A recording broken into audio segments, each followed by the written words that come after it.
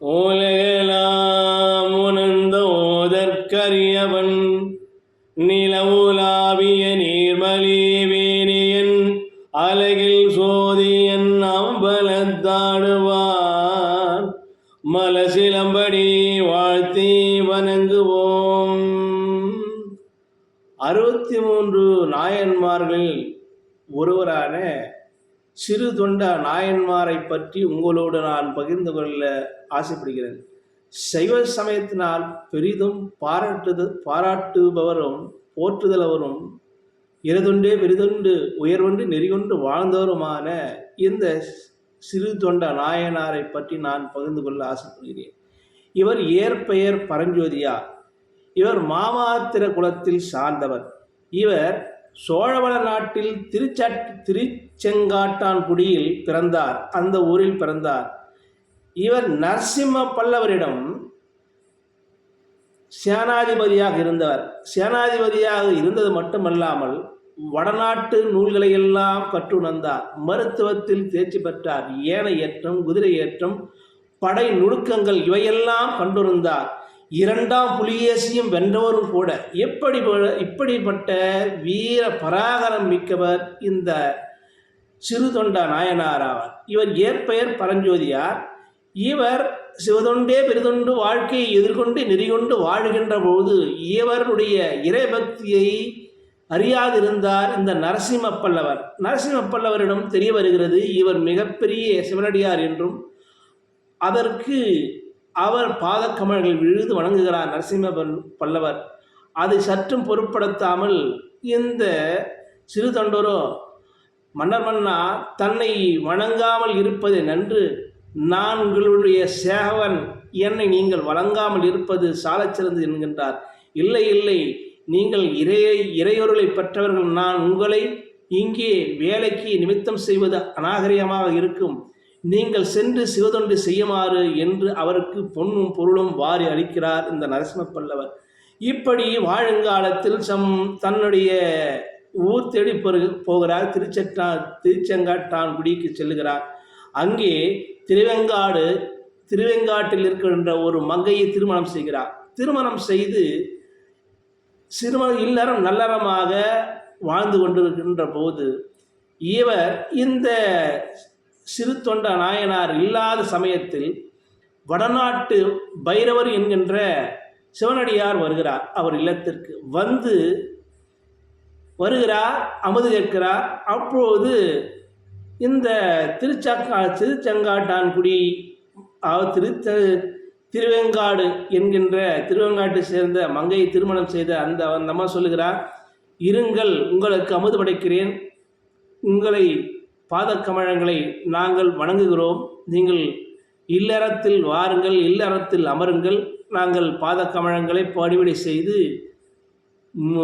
மலத்தூவி உங்களை அர்ச்சனைக்கிறோம் என்று சிவனடியார் என்பதால் அந்த பைரவர் சொல்லுகின்றார். அந்த பைரவராக வந்தவர் சிவபெருமானாக பிறை சூடி கையில் சூலாயுதம் ஏந்து ருத்ராட்சம் அணிந்து நெற்றியில் பட்டை ஏற்று இப்படி பரவசமாக இருக்கின்ற போது அவர் அந்த பைரவர் சொல்லுகின்றார், பெண்கள் இருக்கும் இடத்தில் நான் உணவு உட்கொள்ள முடியாது, நீங்கள் இருக்கின்ற பொழுது நான் இங்கே வருவது சாலச் சிறந்ததல்ல, நான் எதிரே இருக்கின்ற சிவனாலயத்தில் சென்று அங்கே இருக்கின்ற அத்தி மரத்தின் அடியில் நான் அமர்ந்திருக்கிறேன், உன் இல்லால் கணவன் வந்தால் என்னை நோக்குக என்று சொல்லி போய் அமர்ந்து கொண்டிருந்தார்.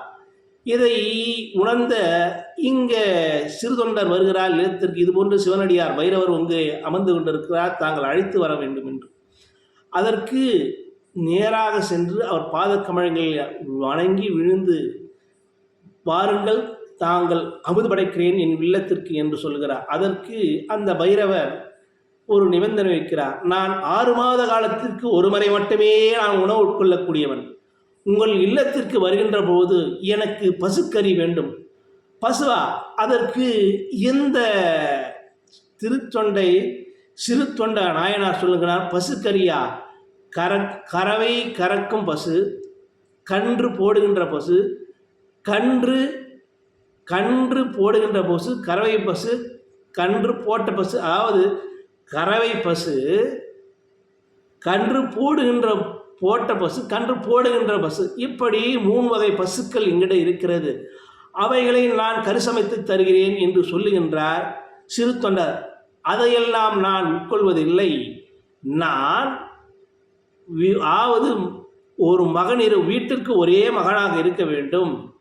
அவன் 5 வயதிற்குள்ளவனாக இருக்க வேண்டும். தாய் பிடிக்க தந்தை அந்த மகனை அறுத்து கரிசமைத்து எனக்கு போட வேண்டும், அதைத்தான் உண்பேன் என்றார். திருக்குற்ற ஐயமுற்ற இந்த சிறு தொண்டருக்கோ கண் கலங்குகிறார். சுவாமி, தாங்கள் சொல்வது என்ன? ஆமாம் ஐயா, நான் 6 மாதத்துக்கு ஒரு முறைதான் உணவு உட்கொள்ளுவேன். நான் சிவனடியார். நீ இழுத்து பழித்து என்னை பேசாதே, இல்லை என்றால் இங்கிருந்து செல்லிவிடுகிறேன் என்று சொல்லுவார். அதற்கு ஐயமுற்ற இந்த சிவதொண்டு பெரிதொண்டு வாழ்க்கை நெறிகொண்டு எதிர்கொண்டு வாழக்கூடிய இந்த சிறு தொண்டர் பாதக்கமலில் விழுந்து வணங்கி அவர்களுக்கு அரியாசம் செய்து சரியாக அமர வைத்து, இல்லத்தில் அமர வைத்து மலர் தூவி அர்ச்சனை செய்து சரி என்று தன்னுடைய குலக்கல்வியில் பயின்று வருகிறான் 5 வயது சிறுவன் சீராளன். அவனை அழைத்து முத்தமிட்டு அவனுக்கு ஆரத்தழுவ நினைக்காத போதும் கூட புழக்கடை பக்கமாக அந்த குழந்தையை அமர வைத்து தாய் பிடிக்க தந்தை எரிக்க இருவரும் சேர்ந்து அந்த குழந்தையை கரிசமைத்து கொண்டு வருகிறார்கள். தாயின் கண்ணில் தாரதாரியாக கண்ணீர், அதையெல்லாம் பொடுத்து அதாவது சொல்லுகிறார் அந்த சிவனடியார், கண்ணிலிருந்து கண்ணீர் வரக்கூடாது, பையனுக்கு வெண்ணமாகக்கூடாது, அப்படியாக இருந்தால்தான் கறி எனக்கு ஏர்வடையும் என்று சொல்கிறார் அந்த சிவனடியார்.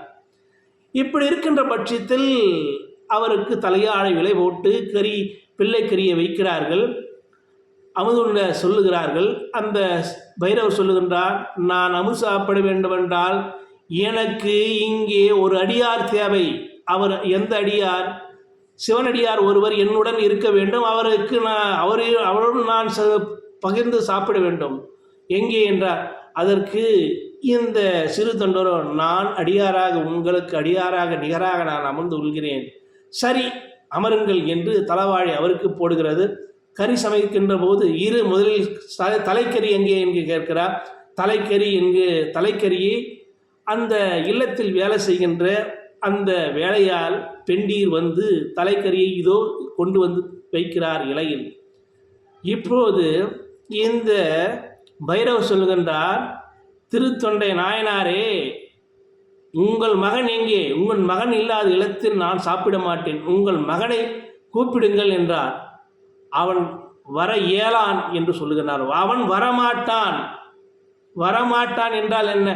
நீங்கள் கூப்பிட்டே ஆக வேண்டும், கூப்பிட்டால் வருகின்றானா என்று பார்க்கிறேன், கூப்பிடுங்கள் என்று சொல்லுகின்றார். கண் கலங்கி அந்த அம்மையார் இந்த திருவெங்காட்டு நங்கையை அழுது கொண்டே சொல்லுகின்றார், சீராளா தேவா என்று வரவா என்று அழைக்கிறார். கண்ணீர் மலுக்க அந்த குழந்தையும் உயிர் பித்து அம்மா என்று பள்ளியிலிருந்து ஓடி வருவது போல் இருக்கிறது. கூப்பாடு போடுகிறார்கள். இந்த தாய் தந்தை இருவரும் ஓடுகிறார்கள். அந்த குழந்தையை அள்ளி வளைத்து முத்தமிட தூக்கி வருகின்ற போது கறி சமைத்து போட்ட அந்த சிவனடியார் பைரவர் திரும்பி பார்க்கின்ற போது மாயமாக மறைந்தார்.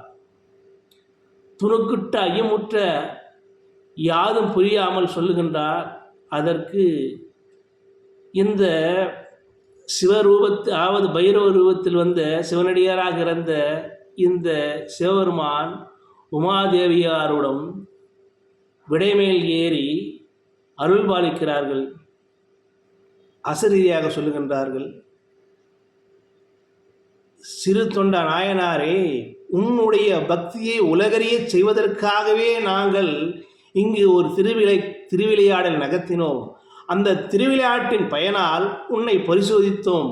அதில் நீயும் உன்னுடைய துணைவியாரும் இறைதொண்டு பெரிதொண்டு வாழ்க்கை நெறிகொண்டு எதிர்கொண்டு வாழுகின்ற உங்கள் வாழ்க்கையை உலகறிய வேண்டும் என்பதற்காக ஒரு திருக்கூட்டை நடத்தினோம்.